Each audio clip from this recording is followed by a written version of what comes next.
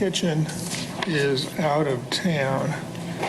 Go ahead and call the meeting to order. The first item on the agenda is the approval of the May minutes. They have been circulated. Are there any additions or corrections to the May minutes? Is there Be accepted? second?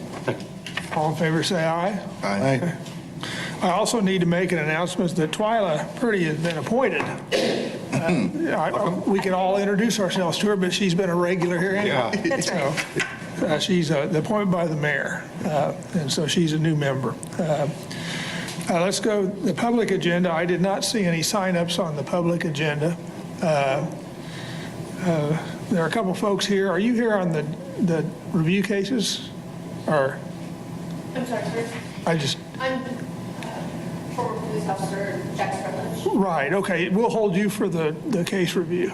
Yes, sir. Okay, all right. Next item on the agenda is the staff report update. Captain?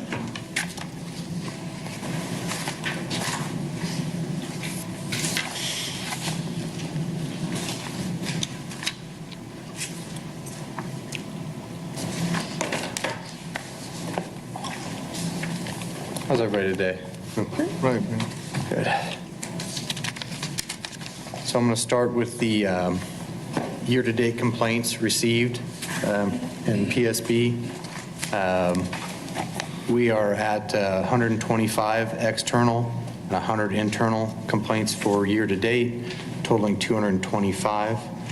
On the regulation types, the top three are still what they had been. 75 comply with policy, the 31301B, 52 that are rude conduct, and 35 of complete a thorough investigation.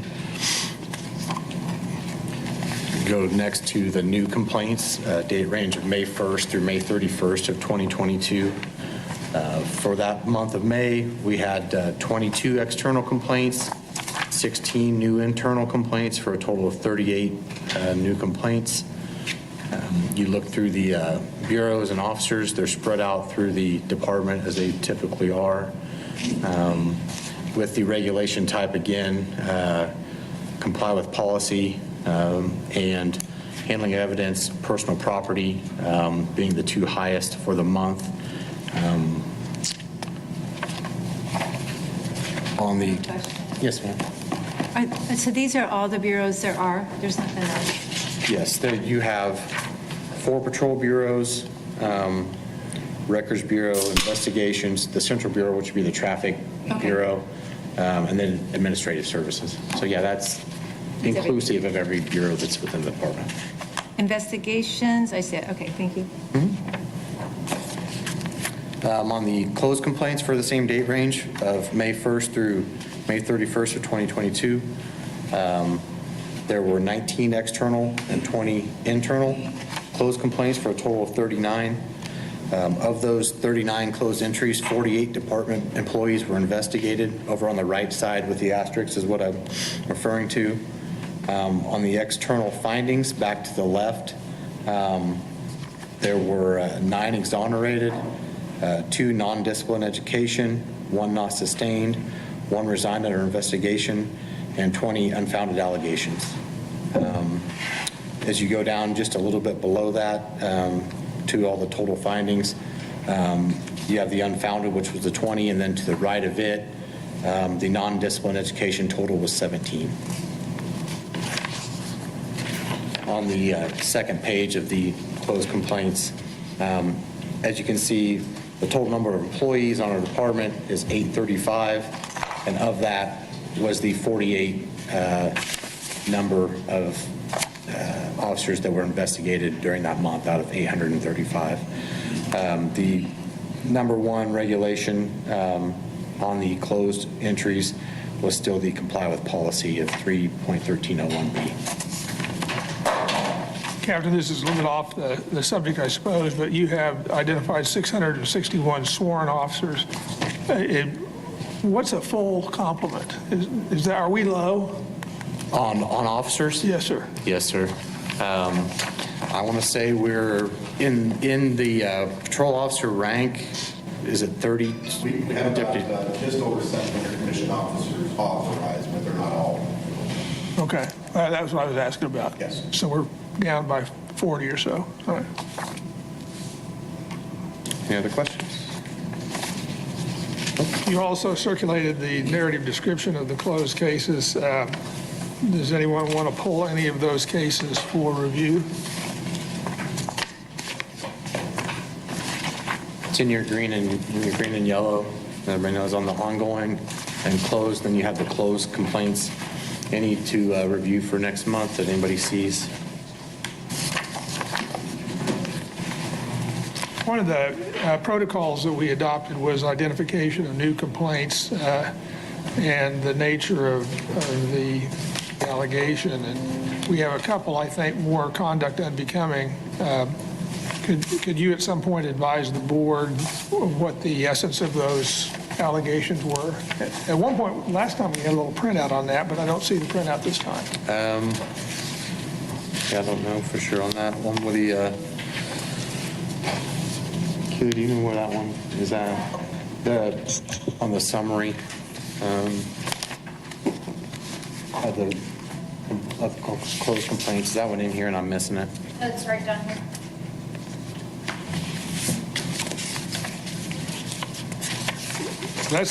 That's the closed complaint summary. There was one a printout like this at one point last time of new complaints that I saw.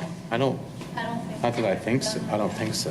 All right. If there was one, it might have been labeled wrong because we've always, since I've started this. I have this one right here. Is it color? Which is- Is that what you're talking about? No, we can get it straightened out. Okay. There is a printout that looks kind of like this that has new complaints on it. Yeah, I don't remember seeing that. All right. As far as the summaries, I don't remember seeing that, but I will make sure if there was one that we get back to having that. I thought it was on the ongoing and closed. You have the green and yellow sheets, and then the only one where there is the summary provided for you to review on them was on the closed complaints. Yeah, what I'm trying to get at is the board adopted the protocol on identification of cases earlier on, and I was under the impression that one of the things that staff was going to do was provide a printout. And I don't know that it needs to be provided at our meeting because it's just a monitoring tool. But So we have created a. We have created one, especially for what you guys were wanting for conduct unbecoming cases. right. As, once those are closed, give you that information, but we are keeping a running track of conduct unbecoming cases. Okay, all right, well, what we were talking about in the context of the adoption of the protocol was advance notice to the CRB, not for review purposes, but for identification purposes of those so they could be tracked. That's what we were talking about. Okay.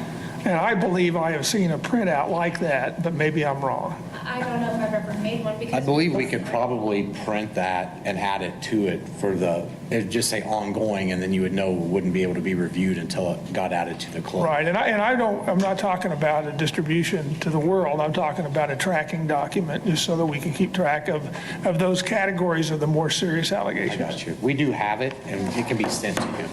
So it exists. Yes, I know what you're talking about now. All right. And it's not printed here, but we do have what you're asking about. Okay. Are there any other questions?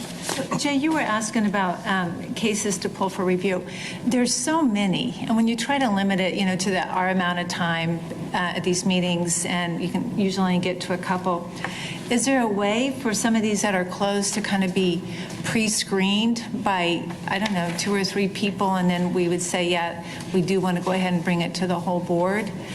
Because some of these are curious, but, I wouldn't want to waste valuable time or a whole slot on something. So, how can we cast a wider net, I guess, in review of these? My thought process on this historically has been a couple things.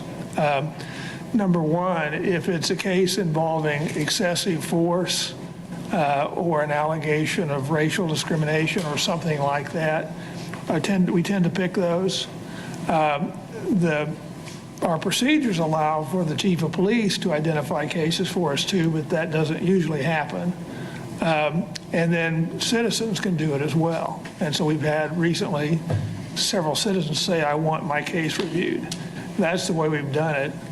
I know that there's some logistical problems in doing a lot of pre-screening because the department has to put together packages. And I assume that there's a lot of difficulty associated with getting all that done. So they tend to put the package, well, I know they put the package together or the information after we make the request. Can we pre-screen as a, quote, committee rather than being a full board in executive session, though? Sure. I don't know why we couldn't. I mean, we have the closed case list, and, you know, it may be as much as just a discussion with probably 3 members, no more than 3, because you don't want to get into a public meeting situation where, and maybe even a Zoom call or whatever, where the department provides more detail to give you a better understanding of the facts. So we might be able to do that. Logistically, Twyla, as you have probably figured out, it's almost impossible to manage more than 2 case reviews a month. Right. And there's just so much. And then so if the focus is on racism and excessive force, then, you know, there's the opportunity to miss other things, you know, like the text message thing. So there could be something that looks rather benign. And then when we dig into it, it's like, oh, you know. Right, except that I think that, and I know that Chief Moore has made a commitment to doing it, the closed case summaries are now coming to us with more information. At least most of the descriptions are more informative that allows us to better understand. Right. And while I've always thought we should pull excessive force and, you know, racial bias kinds of cases, there is some benefit in occasionally picking a rude conduct or a comply with policy or even a very clearly what I would call departmental integrity, where someone may have lied, cheated, or stole or whatever. So I think those are all appropriate selection topics. I would certainly advocate for some kind of pre-screening, you know, something that, like harassment, like the first one on closed complaints, May 1 to May 31st. I mean, 11 months to clear harassment, and that seems like a long time. And maybe it's not. Some of the ones that I also find quite curious are sick leave in excess of available. You know, when it can take, you know, 6 months, you know, to close that, and it's just like, oh, well, that's curious. You know, why would it take so long? And so maybe a little summary or something. Enough people more likely to do, you know, I agree with you, it's too long. Right. But I'm wondering if it's not a problem of staffing. Well, we, you know, and until we get the details, I don't know that we would know. But I wouldn't want to use a pick, you know, for this meeting for something like that. But it can't hurt to cast a wider net. It's been my general notion that, you know, what I call typical HR kinds of complaints, like excessive sick leave and Right. stuff, are not really the focus of our No, I get it, but you don't know what's hidden underneath it.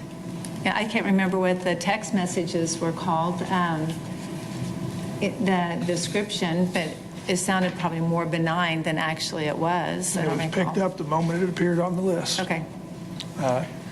You know, and that would have been picked up anyway, but it was picked up the moment it showed up on the list. At the time it was closed. I think that I'm inclined, if we can figure out a way to staff it, I'm willing to consider a screening committee. But we'd have to do it in a way that is not too burdensome, I would hope, just because of staffing issues. Sure.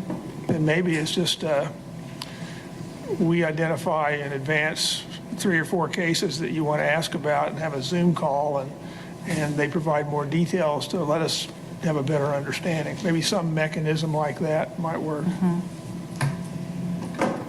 And for the last several months, I mean, staffing issues has come up, several times for different requests and so forth. And I get it. Like, I probably will all live and work in environments where we're short-staffed. I know I certainly do. But it's about priorities. If this is a priority for the department and for the city, I would think the additional effort wouldn't be all that burdensome if it were a priority. And I don't know how we fit into priorities, but more information and transparency, I think, is, what kind of our charge is. I have a question, just probably more of a clarification, and it has to do with the disposition of cases, especially those that are aging. There are 3 on the current open and list, 1 from 2019 and 2 from 2020. Am I correct in assuming that they involve either litigation or some kind of judicial action, and that's why they're still open? What are your numbers you're asking about? 19 PSB 3031, 20 PSB 2684, and 20 PSB 3398. All of them over 2 or 3 years old. I mean, so typically I would say that you're looking at something whether there was a criminal review. It could, that's typically where it slows down an investigation, unless you have a better, most of ours that are lengthy, where there hasn't been anything done on them, is because there was a criminal review or even somebody that could have been charged with a misdemeanor crime or something criminally, where the internal does not go into effect until the criminal matter is I understand that. I'm just asking for clarification. I would have to like pull them up and get with professional standards and look at those specifically to be able to answer you on that. I can't answer those until, you know what I'm saying, until I would find out what they are. Like on the 20 PSB on a rude conduct, I don't know what the status of that is. I'd have to look into it, right? Something I could try to find out for you, but that's my best answer now, is that ones that tend to be a lengthy time is because there was something that held up the beginning of the internal investigation. Would you kindly look into them to see why these 3 cases at least that are over 2 years old, and next month let us know, I can do that. what the holdup is? Yes, sir.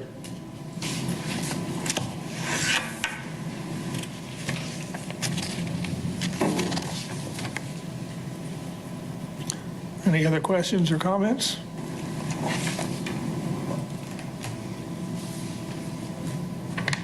Thank you, Captain. The next item on our agenda is a continued discussion of Brady Giglio matters. We talked about that at our last meeting, and one of our board's recommendations in our report and recommendation made in the texting case had to do with at least understanding Brady Giglio and how it might impact officers and cases. And so we started discussing it at the last meeting. We decided that after the discussion that the prosecutors really control a lot of this, so and have their own perspectives. So we've asked Mark Bennett and Sharon Dickgraf both to come to our meeting, and they are both here. So we appreciate it. Mark, if you want to step up, if you sit at the table with the mic, you get recorded for the YouTube. So.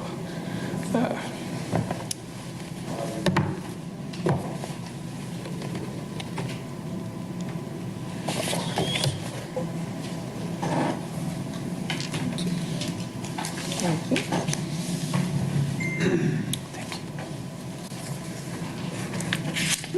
Thank you.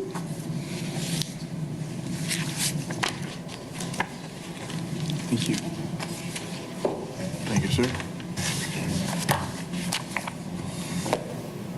Get all these out of your way, so you don't pick up stuff. No problem. Or at least Yeah, keep that's it right. away. Okay. Mark, why don't you give us, we'll ask questions, I suppose, but why don't you give us your perspective or overview of the Brady Giglio issue from the prosecutor's perspective? Sure. So what I provided you with is sort of a summary of the case law that controls this issue. Sorry, I just finished a lengthy motion this afternoon, and so I'm switching gears here. The fundamental construct that this comes in under is the notion that the state must provide to a defendant, to his attorney, all evidence that helps the defense. So it usually comes in the forms of one of two types of evidence, either exculpatory evidence, that speaks to the innocence or that mitigates the guilt of the defendant. A witness who says, I saw a guy who was 6 foot tall as opposed to the 5 foot tall guy we have charged. I mean, that's exculpatory information. The other category generally is evidence that would allow the defense to impeach the state's case. It doesn't speak maybe to innocence, or it doesn't exculpate the defendant, but it does help the defense defend their case. And what can be impeachment evidence is guided very much by state law. So what I can use, the way I can impeach somebody in Kansas may be different than other states. For instance, in Kansas, prior convictions of a witness. You can ask about them, but only if they are crimes of dishonesty. We do not allow generally just to say, how many times have you ever been arrested for DUI? Interesting, but all it does is sort of generally allow that would. We don't do that because I think the notion and the public policy behind it is we don't just throw pejoratives at people or smear them. There has to be something specific that goes to their honesty, their veracity. So crimes of dishonesty would be one under that category of impeachment evidence. I would say, without getting too in the weeds, the Kansas case law has essentially said exculpatory and impeachment are really one and the same these days. It still helps me to explain it by referring them as two different things, but under the Warrior decision, State versus Warrior, they made it fairly clear that it's really, they're indistinguishable, really. At least in terms of the state's obligation to provide them. One isn't in any higher order than the other. And so when there are other types of impeachment information that we're trying to gather when a case is filed. So bias, and historically it'll be, you are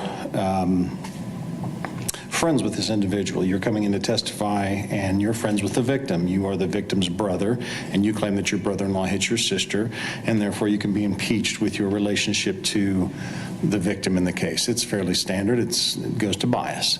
And then there are other things that are far more specific, but just quickly, reputation, evidence regarding someone's credibility, truthfulness, that sort of thing. It's rarely used, but it is a viable means of cross-examination. Prior convictions for false statement or dishonesty. Promises of benefit, that's really actually the Giglio case. You hear that term. Giglio didn't have anything to do with police officers. It had to do with the United States attorney, I think in New York, tried Mr. Giglio and put on a witness and did not tell the defense attorney that witness had an ongoing case somewhere else in the office and had been told by another U.S. attorney, if you testify truthfully here, I'll give you a break in this case. Truth be told, I don't think and it's actually relevant, I don't think the prosecutor who was prosecuting Giglio even knew about the side deal. And that's an important point here. It's not even whether the prosecutor who's handling the case is even aware of the issue. It's whether the government writ large knows about it and didn't tell. And therefore, and that's where we start to come in, probably why you're having me here.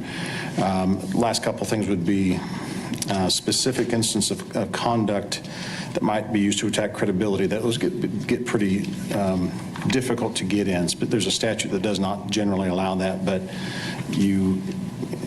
it is part of the rationale or part of the calculus in terms of this type of evidence. And then some of the more standard ones, again, statements that are inconsistent. If you said something different when you're talked to by the cops and then you're testifying today, of course you're going to be cross-examined about those inconsistencies. And then bias for or against a group. Like I said, I'm biased for my brother-in-law. I'm biased against my brother-in-law, those sorts of things. So that's the general framework. That's, a semester's worth of evidence in law school synthesized down to 3 minutes. But where we get into issues here is there's also some case law that speaks to that thing I was mentioning earlier, which is even if I don't know it, if my fellow prosecutors or other state agents do, their knowledge is imputed to me. It helps the state in some respects. If I go into the house to arrest because a cop's called me, I'm a police officer, and my supervisor's on the other side of town, he says, hey, we just got the warrant. I don't have to have it in my hand because my LT tells me they have it. That knowledge is imputed to me. I can go in now because we got a warrant, perhaps, something like that. That's a pretty simplistic point of view. But if it is known by the body, by the government, it is something that I am responsible for. And so there's been some... Question. Sure. So, but by the government, so then that would be even law enforcement? Yes. Yeah, actually, the Brady-Giglio, Brady is really the case. Giglio is just a subset of it. Brady is the obligation to provide, and I guess I didn't say that first. Brady was the decision from the United States Supreme Court that says the state is obliged to turn over under the United States Constitution and then through operation of state case law and the Kansas Constitution as well. But Brady is the case that says we must provide all exculpatory information. That has now been expanded to include impeachment information or anything like that, and that we must provide that with or without a statute, with or without a request from the defense. It's not sufficient that they never asked. I am duty bound to provide it with or without being asked. All of these cases have come down to add this clarity. So the issue that has come up in the last 10, 15 years has been that, all right, if it's in the possession of law enforcement, they have to tell me and I have to tell the defense. All right, we all agree with that. But what does in the possession of law enforcement mean? And the courts have been more and more inclined to suggest and define that in the possession of law enforcement includes things beyond the case itself, the investigation. It could also mean personnel records of law enforcement because it is in the personnel records of all the police officers are in the possession of law enforcement. So what's in that is imputed knowledge to me, and I'm obliged to share that information. And how that's done and the degree to which I have access to it, and all those are all where the gray areas are, and there's not as much clarity in the law as I would like. But what is clear is that I have if there is a police officer, for instance, who worked a case and he or she has a conviction for dishonesty, or they have been found by the department to have engaged in racial bias, something like that, and they didn't tell me, the fact that I didn't know is not a defense for me or any help to my case. There was a very recent case from Lawrence, Douglas County, Kansas. It was a homicide case, and it was I want to say it was a DUI-related injury case. I don't think somebody was killed, if memory serves, but that's really not even the point. They were getting ready for trial, and on the eve of trial, and it was clear from email, et cetera, that the defense had asked and the prosecutor had asked the local law enforcement agency who had worked that case, is there any dash cam, Axon, something? I think it was dash cam video. Is there any dash cam video? No, there isn't any. And I want to say Thursday before the Monday, Tuesday trial, a detective went in and looked again and actually found it. So now they give it to the defense at the 11th hour. The defense attorney pitched a fit and said, this is ridiculous. It was continued because of this delay, and the continuance put them outside the statutory speedy trial point, and so the case was dismissed. Prosecution appealed it to the Supreme Court of Kansas and said, this shouldn't have been continued, and it should have been dismissed. That was a draconian response. And what the Supreme Court said was the failure of the state, of the prosecutor and the law enforcement agency to have a viable means of communication. Their lack of communication is not the defendant's fault, and he cannot be made to suffer for that. This was the appropriate remedy, and they sustained it wasn't an acquittal. There was it was a conviction, and they overturned it, and its case is dismissed, never to be retried. This is recent? 2 years ago. Wow. Yeah, something like that. I could get you the site. I want to say Queen is the name of the case. I may be wrong on that, but the facts actually aren't as interesting to me, and even the ruling. It's that statement that says, basically, and here's what Supreme Courts and Court of Appeals do. They don't say, all right, here's how I want you to do things in the future, Mr. Prosecutor. It's a kind of a cryptic practice. They deal in the facts in front of them, and that's all they deal with. However, they are not above and not adverse to telegraphing what they'd like to see happen, and they do it through quotes like that, which is, prosecutors and cops, get your houses in order, and you figure out things. If you can't figure out a way to get normal discovery through, you'll be the ones to suffer, not the defendants. And that's the message that I took, and I think every prosecutor in the state read that and went, okay. And so, well, that's different than personnel files. It's different than anything else. That was very specific. It's just talking about a dash cam video, I suppose, but I'm not going to read it that way because I don't think that's how it was intended to read. It is not a limited ruling. It is limited to the facts, yes, but the concept and the principles that are espoused in this case law is something we are supposed to read, stay on top of, and take heed of. So that is, as quickly as I can, summarizing what my obligations are and why it is that I sit down with the police department every month now. We didn't for a little while during COVID, and I think that's probably why you're meeting today, because some information didn't get passed.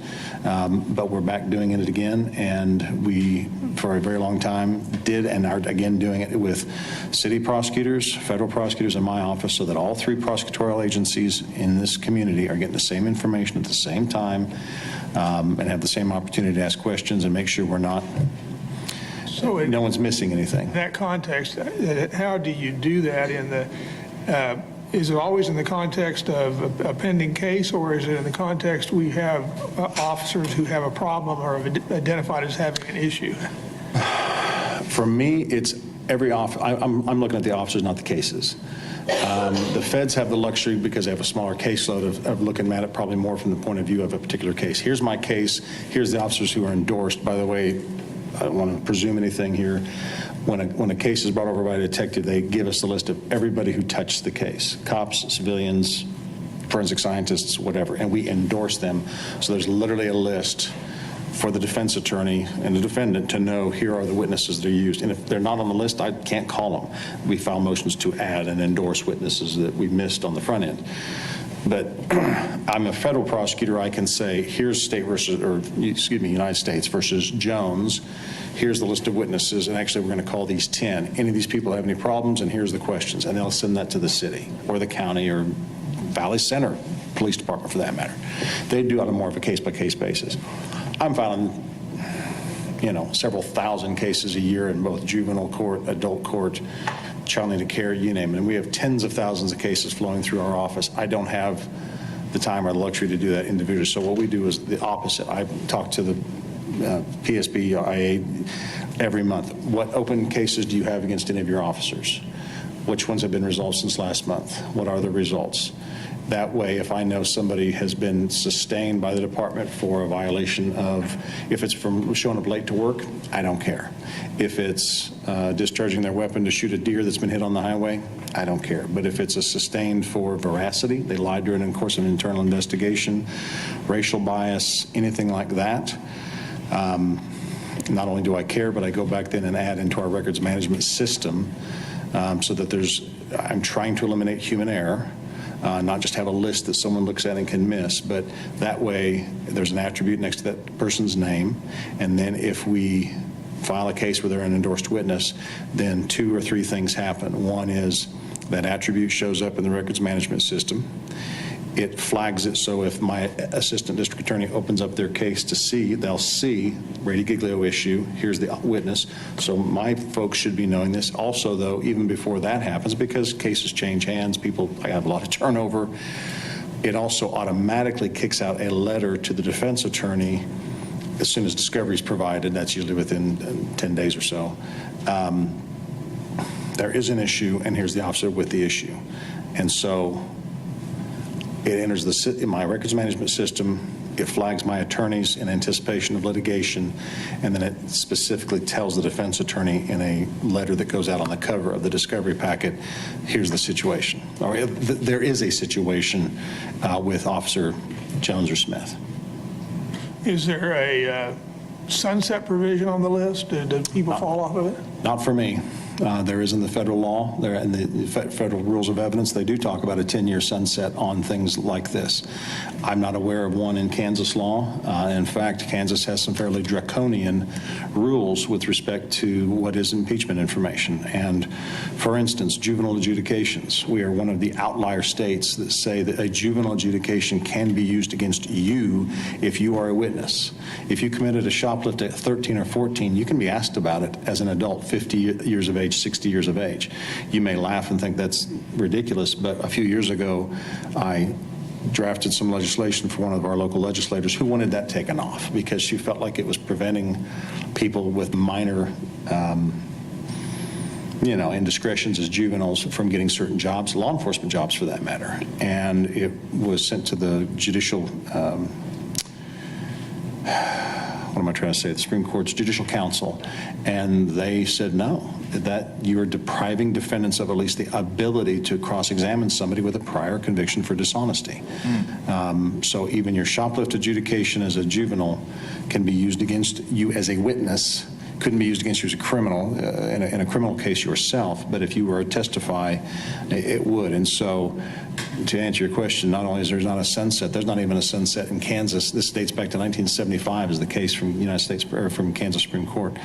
So no, and there's been those who would argue, and frankly, I would argue, if anyone cared to know my opinion, I would argue that there ought to be a sunset. At some point, the minor indiscretion you engaged in as a kid, as a young person, I really don't think that has anything to do with your veracity today, but it's still there, and so we still have to disclose it.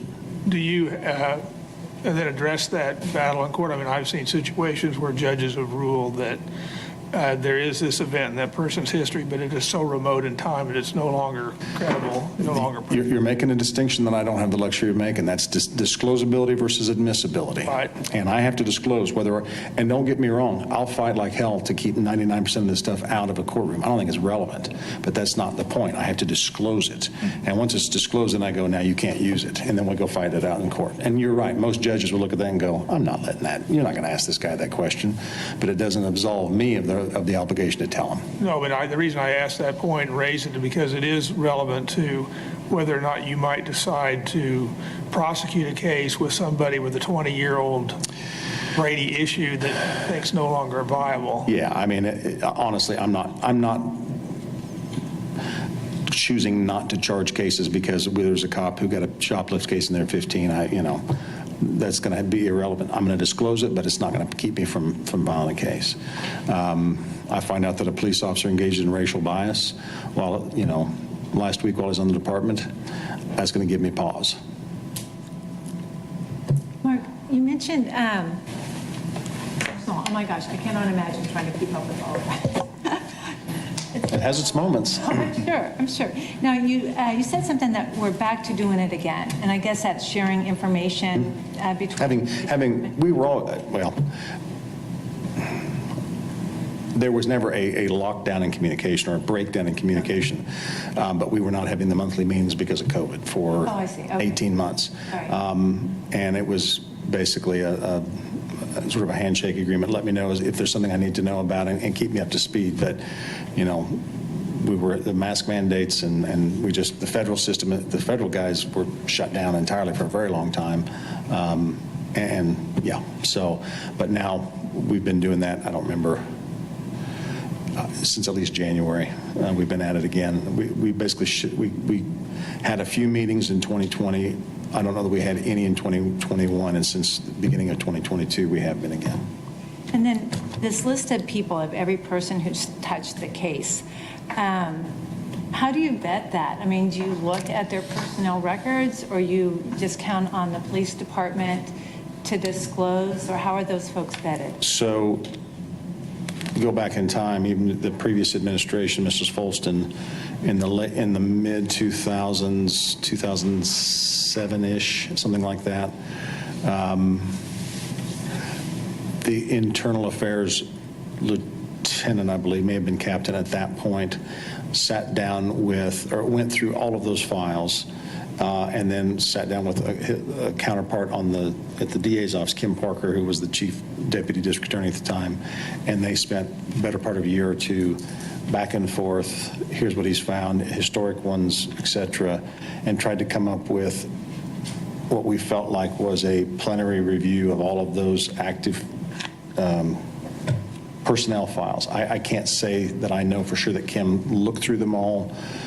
I think some of it was a back and forth. He'd come over, explain what he'd found, show her documents as if they were available. And so that sort of was Like a baseline? that's kind of the baseline. So we knew, at my 08-09, I felt like we had a solid understanding of who had an issue.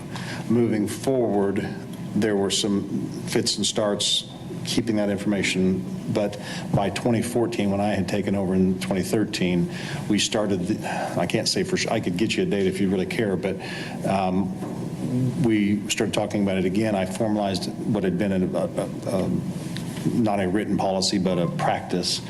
I formalized it in a written policy, and I know by 2015 we were having monthly meetings with internal affairs in the police department in my office. And at that point, again, I felt like we had a baseline from previous work of the previous administration, and then those monthly meetings kept me up to speed on any open file, any open investigations, any resolved investigations, et cetera. So there's no way anything would really necessarily slip through that could have gotten in a personnel file that you wouldn't necessarily look at or be aware of? I'm just curious. I don't have everything in mind. The only two things that I could think of would be if somebody was, arrested in another jurisdiction that just the cops locally didn't know about. A guy goes on vacation with his family to Gulf Shores and picks up a DUI down there. I don't know necessarily that. I don't know about that. But so I guess my point, well, I'm just sort of stating the obvious. I guess you won't know what you don't know. Right. But if it is something that takes place on the job and it's an allegation made against a police officer because of his or her behavior on the job, I have every reason to believe that I'm going to get that information from the police department. I have, received innumerable assurances, and I believe that information is forthcoming. So you've been here quite a while. So then do you find any difference, or did you experience any difference from chief of police to chief of police? I mean, has it been pretty consistent? Again, it's just kind of another curiosity, or do they have? Yeah, I mean, difference? realistically, under Norman Williams, there's difference in styles, I suppose. Different people are assigned to IA, and some people, there's some anecdotal personality differences, but no, I think on balance, everybody, whether they personally agree with my approach to this or not, no one is objecting. I've not heard any objections from the police department or the sheriff's department to the notion that they have to turn this stuff over. How we do it, what qualifies, we sometimes disagree. But I'm not getting stonewalled by anybody. I've not seen any suggestion that anyone at any in the command staff level, at the higher levels of either of any of the law enforcement agencies in Wichita are throwing down the gauntlet and refusing to provide this information. And I say that, though, that is not a... It's not a given? It's not a given. It is happening in places where prosecutors and their local law enforcement are at each other's throats over this. I've never experienced that here. I mean, we may argue about a particular case. Do you really think that's a thing? Well, I think I better disclose this. But they're not. I've never got resistance like that that I've seen in other places around the country and even in Kansas. So. What's the frequency of having to make a disclosure?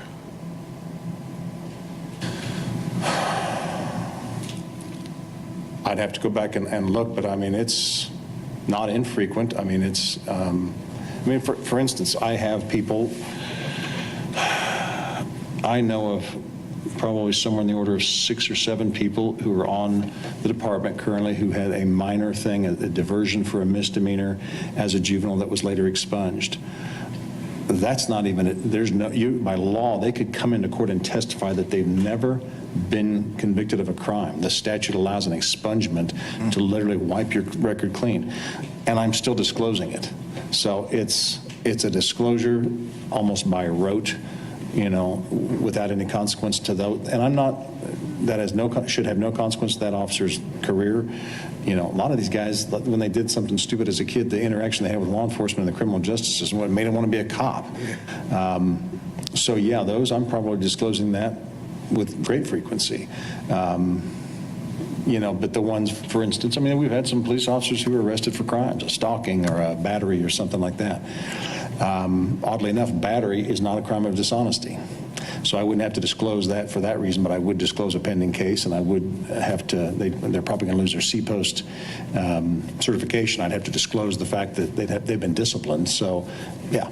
So just one more question. How often do you think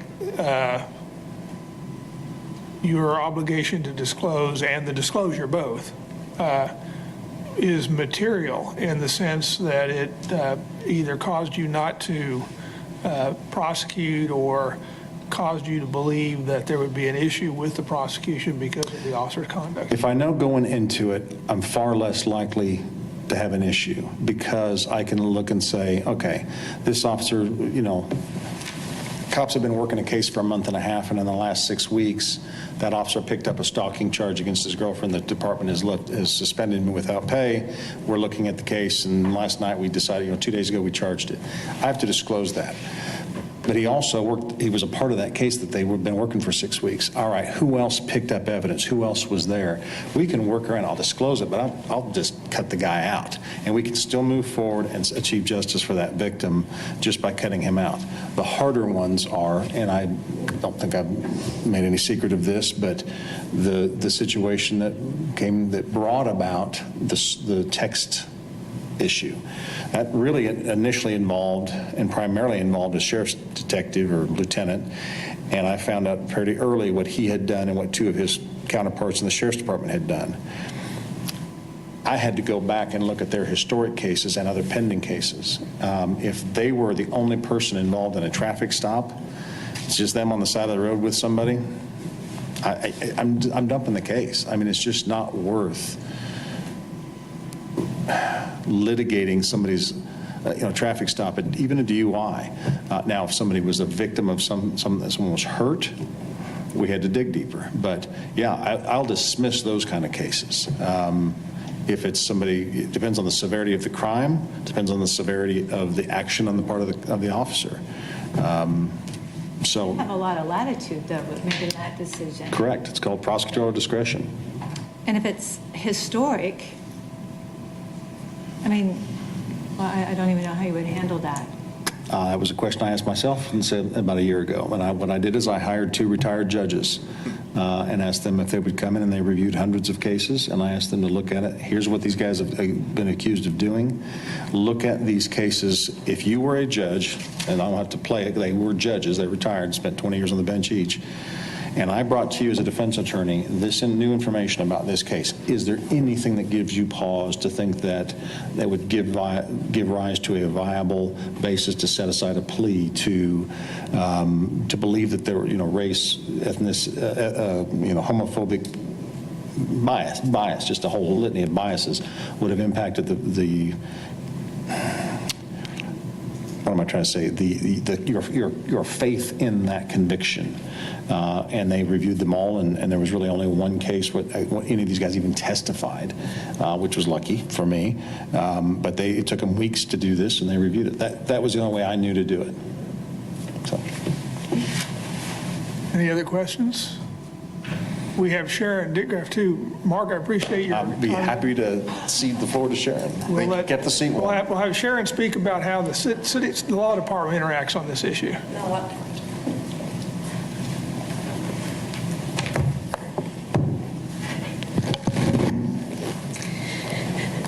Good afternoon. I don't have a lot that varies from what Mark says regarding how we interpret Brady Giglio.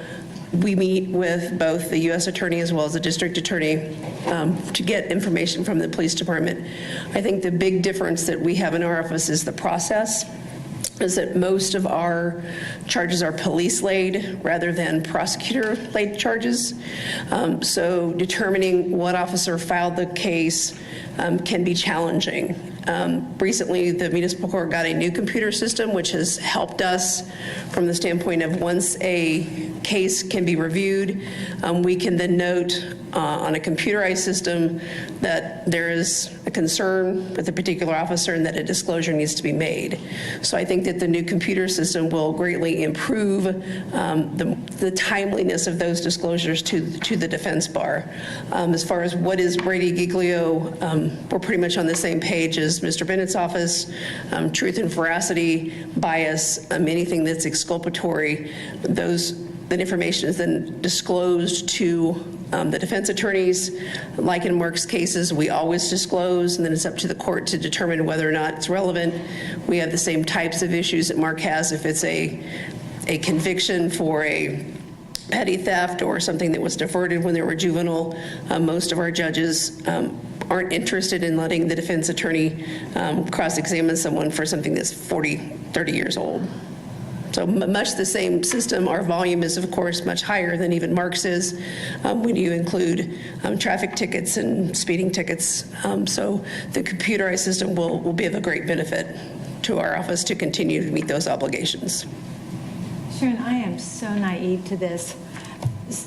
You said if an officer filed a case. We do not review cases pre-filing. So if the officer is out on the streets, he will issue either the speeding citation or arrest the individual for domestic violence. And we don't review those cases prior to them getting filed with the court. Okay. Mr. Bennett's office has the luxury of most all of his cases, with the exception of maybe minor traffic cases, they review before they're filed.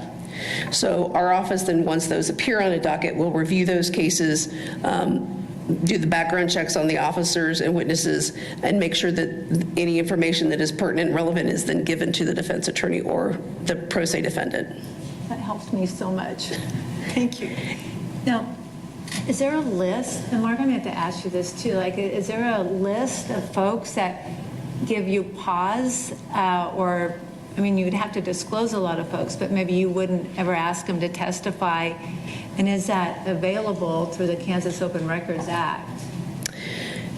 No, it would not be available based on the Kansas Open Records Act. That would be a work product of our office, and I think Mark views it the same way. That information is information that we have as part of our prosecution file that we utilize, and that would be an exception to the Open Records Act. That answered that question.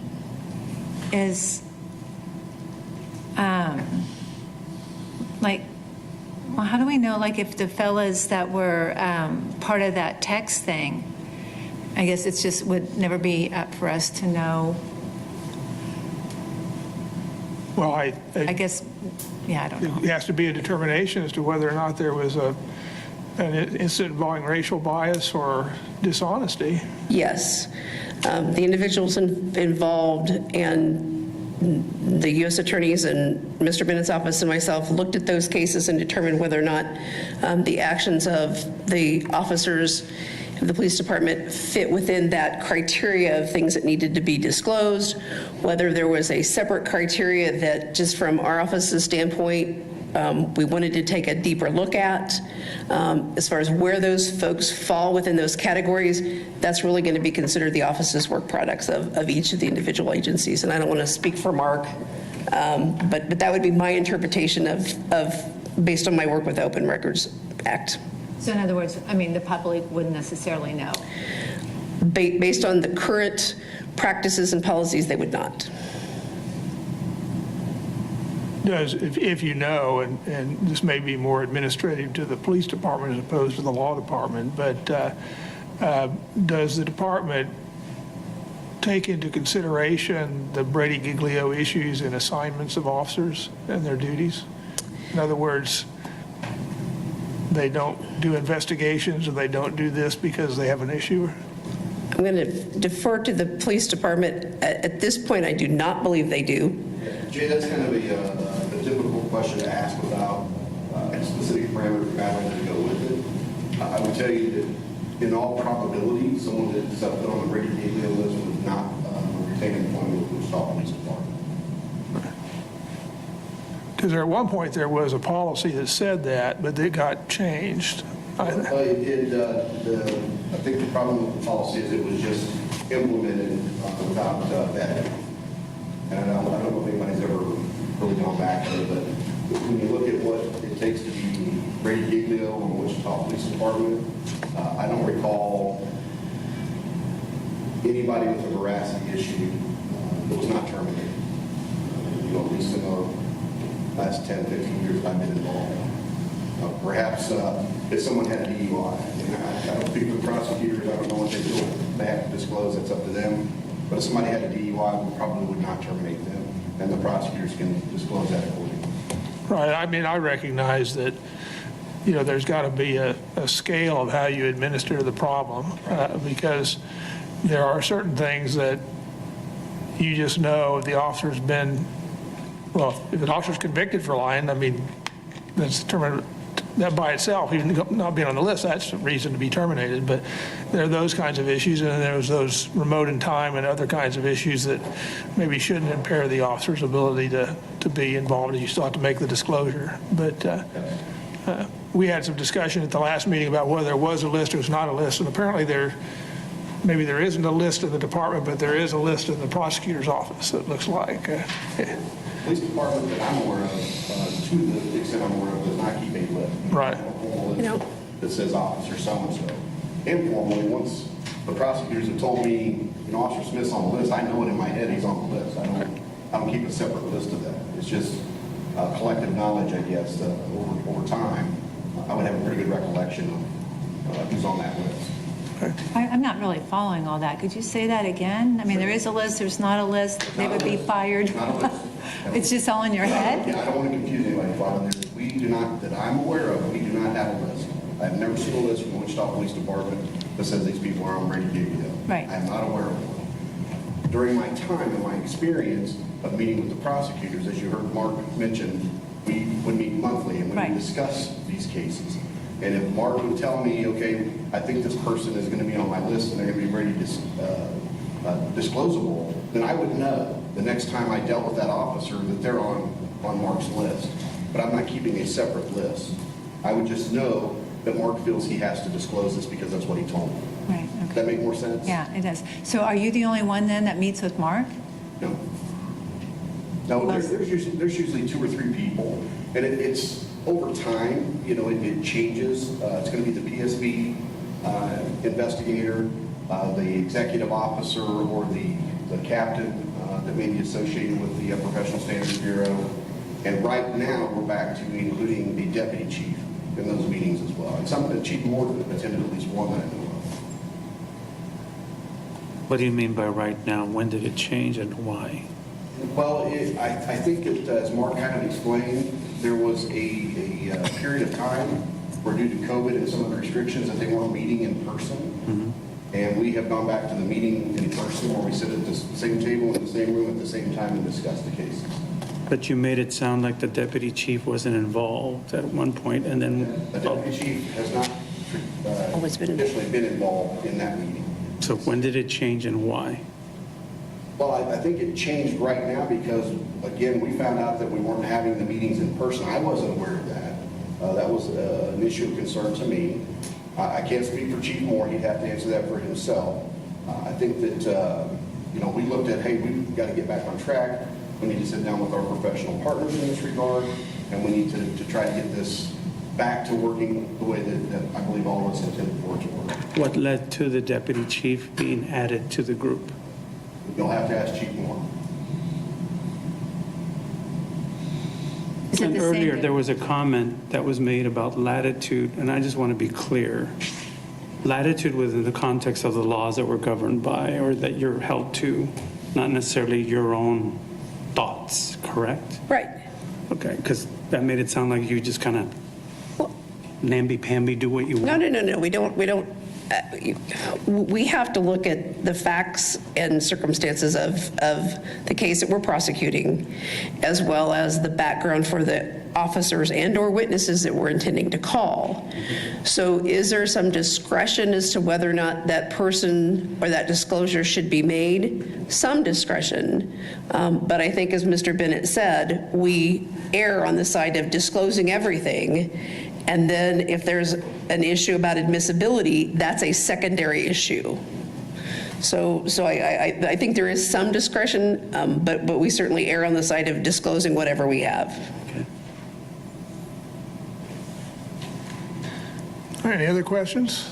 On the deputy chief, is it the same deputy chief that attends the meetings now? The same one? At least the last couple, I think, yes. Okay, all right. And then bias. I mean, I'm a little stunned when you said that anybody who would be subject to Brady Giglio, they would be fired, right? From the department. Typically, unless, as the example I gave was, if an officer was arrested for DUI. Right. And an officer takes a diversion, if an officer gets arrested for disorderly conduct, gets conviction, it's possible, that there would not be a termination in those circumstances, but it's also possible that the prosecutor still would have to disclose that. Right. But bias and being truthful, I mean, I haven't been looking at this stuff for very long, but I think there's quite a bit of alleged bias, right? And then, so much of the time it's just counseling, or whatever phrase it is you use here, mentoring and counseling, or whatever it is, right? So if there's bias and the person need to be mentored and counseled, is that disclosable? Again, until recently, I don't know of someone that was sustained for bias. I'm not aware where someone was sustained for bias. So I don't think I can answer that question the way that you're asking it, Father, because I don't know that. I do know that anybody that was sustained for veracity has been fired. They will resign while the investigation is pending. We have not kept anybody employed by the Wichita Police Department that was sustained for a veracity issue. So it could be how the complaint is classified, right? I mean, if it really was racial and could be biased, but it could be classified, I don't know, something else. Conduct unbecoming or whatever. Right? I'm just trying to understand all the different ways that, because it could be, sounds like it's a little, not very straightforward. And I understand it's a lot to try to work through, a lot of personalities and stuff. All right, folks, thank you all. I appreciate you coming in and helping us. We need to move on. The next item on our agenda is the executive session. And we have one of the complainants here, and you'll be entitled to participate in a statement at the beginning of the executive session. So at this point, I move the Citizen Review Board recess into executive session for 50 minutes to receive information regarding reports from the Wichita Police Department pursuant to KSA 754319B1, to discuss personnel matters of non-elected personnel and to protect the privacy interest of identifiable individuals. We will begin the executive session now and end at approximately 6 p.m. And we will resume here. Is there a second to my motion? Second. All in favor, say aye. Aye. All right, we're going to executive session. Thank you.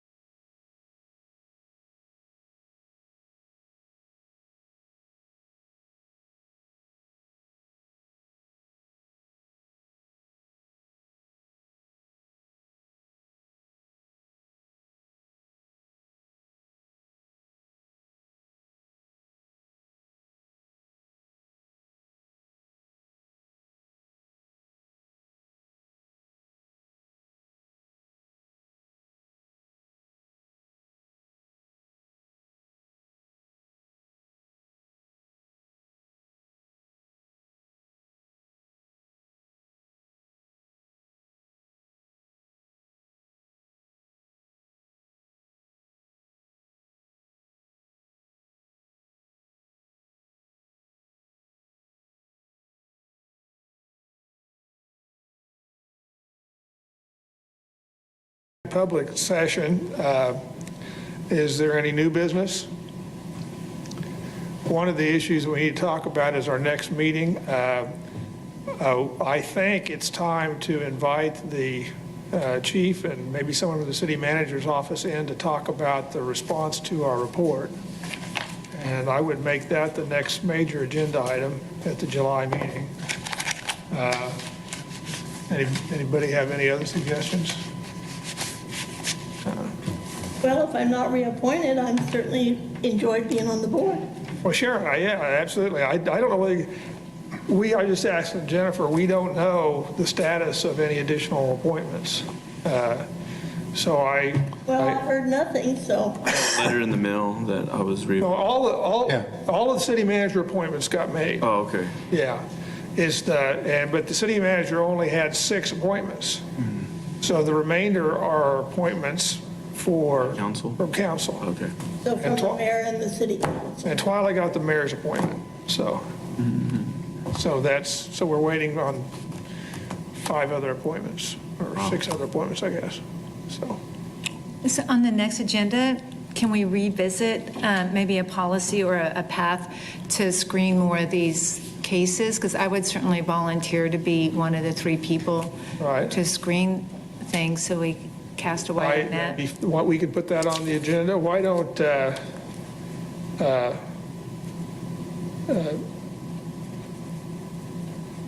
why don't you think about it and drop a 1-paragraph summary of how we would do that? I loved your idea. Dennis. I mean, we need to, But yeah, need okay. to have a plan. Yeah, but I'm so new at this. I don't know what's appropriate and what's, What I would There's say something. is, when does the printout, when does this Keely or when does this closed complaint deal get done? When I get it done. I mean, to be honest, I get the list and I start working on the redactions. Right. We could work something out to where I could try to get it, after a meeting, I could try to get it to you within a time frame to where you could still review it. The problem is then we have to have the window to get it back to me so I can get the other summaries done. Right. I was just thinking that maybe if we could get this maybe done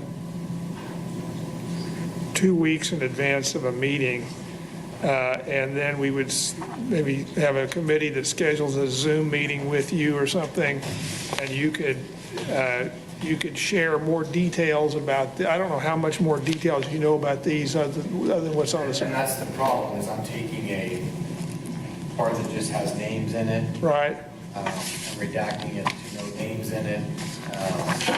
With some of them are a little bit less details, because like say an email that was a complaint, the whole email might be in there from a citizen, right?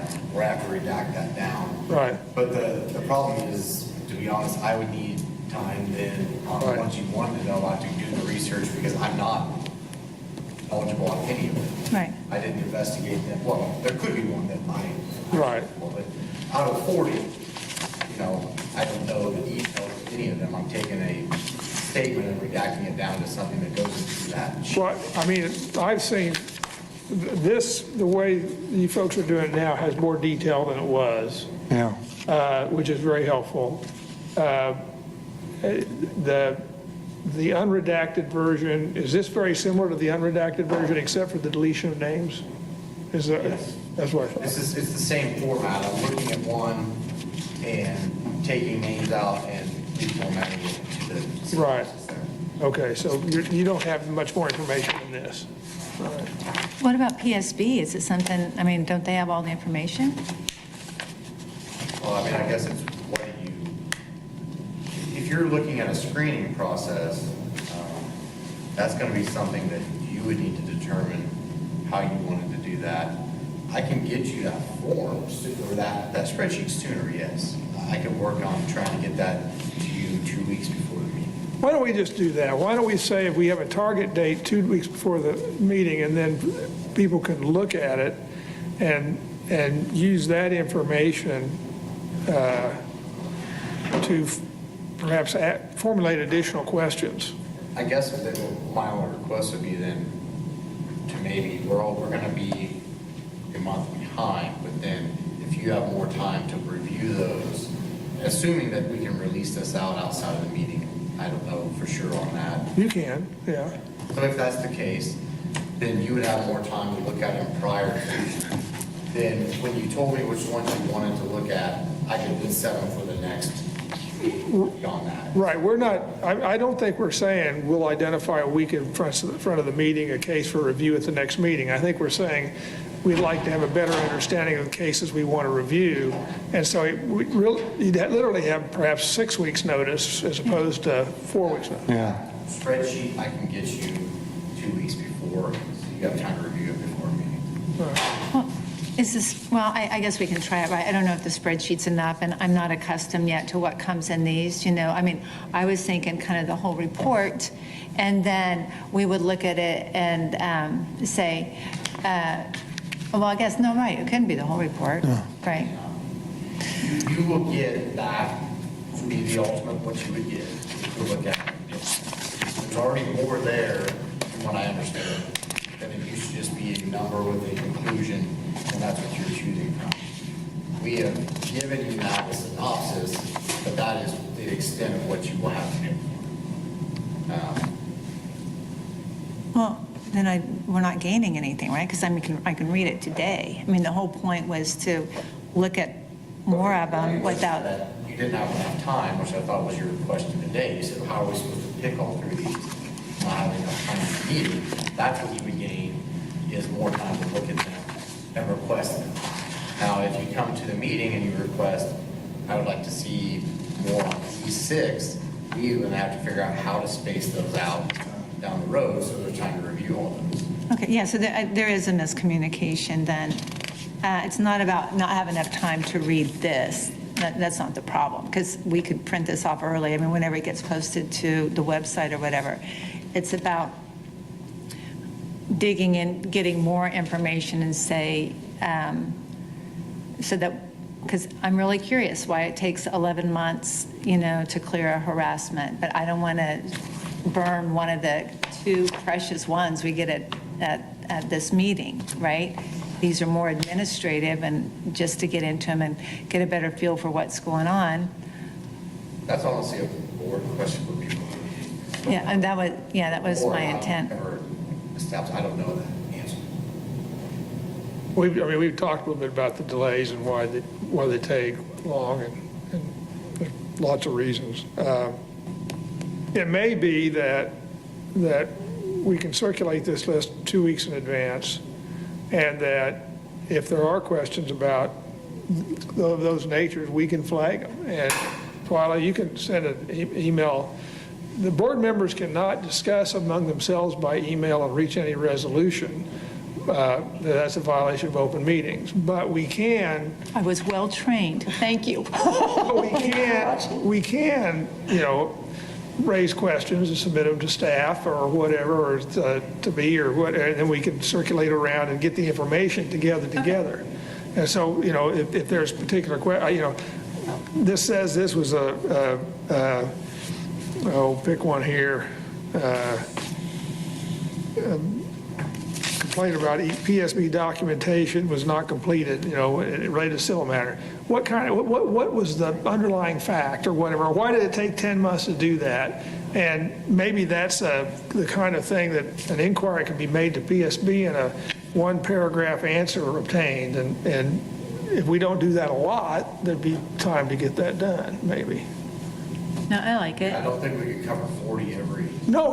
I know. No, I mean, that would be my only fear of what we might get into, is that if you have multiple board members, everybody sees different things, where now it's almost like we would come here and I have to do a running deal with every case. Right. Yeah. That's what I'm afraid to get into. Jay, as you had alluded to earlier, I would ask the board to remember, please consider that every additional duty you ask us for is additional duties on top of the duties everybody already has. We were not given additional staff to deal with the citizen review board. We had to work it into our normal workflow. So please keep that in mind. Twilight, I kind of like your, if I'm understanding your thought process, which is maybe on some of these other ones that don't require the in-depth, maybe as Jay suggested, we could come back and give you a quick one-paragraph summary, this was this type of a case, it took 11 months was this, and maybe give you a better understanding of the underlying nature of the complaint, as well as the timeline that it took us to complete it. I don't think that would be a significant ask from the board to us, but certainly if we have to prep more cases, even for a subcommittee to look at, it's going to be a significant burden of the staff. So I would ask the board to simply consider that. We will try our best to meet your expectations, whatever they are, but we would ask that. Yeah, I don't think Twyla's asking, and I'm not intending to suggest that we would ask for the detailed memo or anything like that. I think this is a screening issue, and it would be a one paragraph kind of, this is what it was, this is why it took so long, this is why it is important or not important, whatever, that kind of very summary information. Yeah, that would be helpful. I mean, yeah. I have another question. The EJUST system that this lady was talking about, there's obviously an auditing component, right? Yes. So can citizens like me, could I say, can you pull me up and see who has pulled up my information from the police department? You can't see who's like clicked on my name. I don't know if that request can be answered for you. Is my answer to that.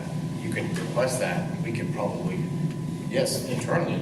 No, we don't have EJUST anymore. Oh, I see. There were different records managers. Oh, okay. But at the time, we could look up and see whether somebody looked your name up. Yes. Right, okay. But I don't know if that's information that could even be released to you. That might be a Jennifer question. I don't know. We'd have to look at that. Thanks for raising it. I'm just not sure what the policy would be on there. Yeah, because it kind of goes with a lot of the case EJUST type thing. We know, and we can audit ourselves, Right. but I don't know that can be released to the public as to what searches have been done. Hey, you couldn't do that because, then I could say like, hey, are you looking at me for something? It definitely wouldn't be required, Yeah. right? Because any criminal could then call and say, Yeah. hey, what police officer looked up my name in the last? The other issue is there could be an open, active investigation on somebody. Right. And we would have to divulge that information, so that would be inappropriate for us to provide. There are All right. tracking mechanisms, yes. I just don't know that it can ever be released to somebody in the public. Wow.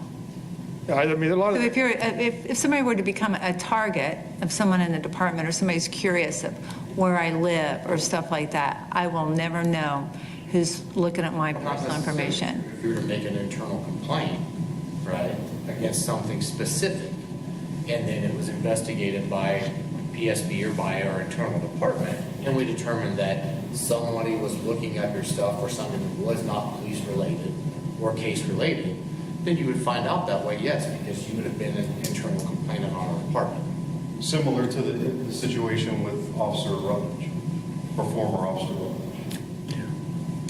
So I make a complaint, and then I can find out who's been looking at my If that's stuff. specifics as to what officer, Okay. right, That's what happened in the case. and that is That's what happened in her Somebody case. complained that she was looking up personal information not police related and disseminating that information, which was against policies, and then lied about that later, but that's how they got that found out.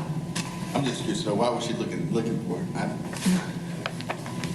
Oh, if you read it, it's because You know what I mean? It's neither here nor there, but I was curious. she was afraid that that lady was a threat to her grandchildren, is what I read in the thing. That's why she wanted to know. But anyway, all right, well, another less than satisfying response. Can we? Can I ask one more question? You mentioned early on that the chief does not bring cases to you to review. I don't know if you remember, but when we transitioned to me taking over the board from Doug Nolte, I heard two different board members say, hey, you're cherry picking cases and bringing them to us. That's when I asked the board, why don't you pick the cases that you want to see? no, I wasn't intending to be a criticism, really, Right. because as we matured, we started picking more cases. Yes. And so the point that I was making is recently, we have not, the one example, and we did identify it on the first look, was a texting case. But the texting case could have been brought to us specifically by the department. Sure. because it was a case involving, everybody knew it involved notoriety and significance. And so we picked it up, which is fine, that's our job too. But the chief had not recently been bringing cases. And I would think that if the chief has a concern about a case or thinks it's a matter of interest to us, chief could do that too. Recommend, yeah. You know, that's all. That would have probably been helpful in that situation if they would have brought it.